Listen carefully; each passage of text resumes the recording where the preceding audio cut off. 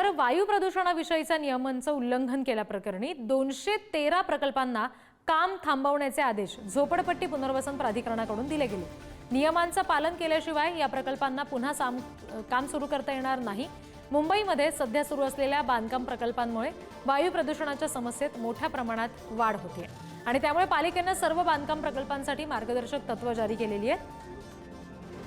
MMRDAने सुद्धा प्रदूषण कमी करण्यासाठी प्रयत्न सुरू केले असून मार्गदर्शक तत्वांचं पालन न करणाऱ्या प्रकल्पांना 2 लाखांपर्यंतचा दंड आकारण्यात येणार आहे असं सांगितलंय।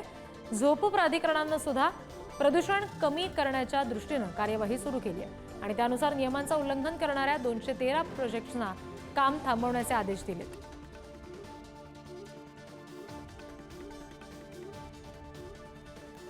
आणखी तपशील घेऊया। प्रतिनिधी शिल्पा नरवडे या आता आपल्याशी जोडल्या जातील। या सगळ्या संदर्भात आपण त्यांच्याशी सविस्तर बोलणार आहोत। शिल्पा, नेमका कुणाला ही नोटीस दिली गेलेली आहे? नोटीसला काही उत्तर दिलं गेलंय का? आणखी काही कारवाई झाली आहे का? नक्कीच रिद्धी, आपण जर पाहिलं तर गेल्या काही दिवसांपासून मुंबई शहरामध्ये वायू प्रदूषणाचा मुद्दा हा ऐरणीवर आलेला आहे, गंभीर बनत चाललेला आहे। कारण वायू प्रदूषण हे प्रचंड दिवसेंदिवस वाढत चाललेलं आहे। वायू प्रदूषण ढासळत चालल्यामुळे मोठा प्रश्न निर्माण झाला असून मुंबई महानगरपालिका, MMRDA आणि झोपडपट्टी पुनर्वसन प्राधिकरण हे यांनी वेगवेगळ्या प्रकारच्या उपाययोजना सुरू केलेल्या आहेत आणि झोपडपट्टी पुनर्विकास प्राधिकरणाने 213 बांधकाम प्रकल्पांना नोटिसा बजावलेल्या आहेत। बांधकाम थांबवण्याचा आदेश दिलेला आहे आणि हे बांधकाम देखील थांबवलेले आहे। विशेष म्हणजे नियमांचं जे पालन केलं जात नाही त्यांना 2 लाखाचा दंड ठोठावण्यात येणार आहे, तशा सूचना देखील दिलेल्या आहेत। आणि मुंबई महापालिका असेल, MMRDA असेल आणि झोपडपट्टी पुनर्विकास प्राधिकरण या सर्वांनी वेगवेगळ्या प्रकारच्या नियमांची अंमलबजावणी सुरू केलेली आहे।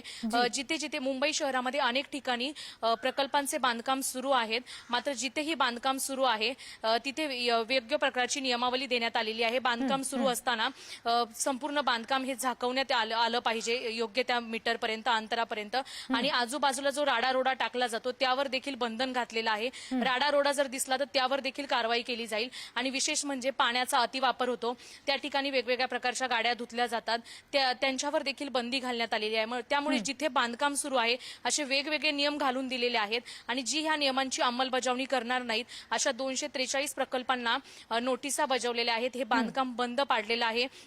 जोपर्यंत या नियमांचं पालन होत नाही तोपर्यंत हे बांधकाम सुरू होणार नाही आणि हवेची गुणवत्ता ही दिवसेंदिवस ढासळत चाललेली आहे। प्रदूषणाचा मुद्दा हा ऐरणीवर आलेला आहे, त्यामुळे या उपाययोजना किंवा ही कठोर कारवाई करणं तिन्ही विभागाला बंधनकारक आहे आणि येणाऱ्या काळामध्ये ही कारवाई अशीच सुरू राहणार आहे रिद्धी। त्यामुळे आता हे प्रकल्पांचं बांधकाम कधी सुरू होतंय, योग्य ते नियमावलींची अंमलबजावणी केली जाते का हे पाहणं देखील तितकंच महत्त्वाचं ठरणार आहे रिद्धी। निश्चित शिल्पा, धन्यवाद दिलेल्या माहितीसाठी।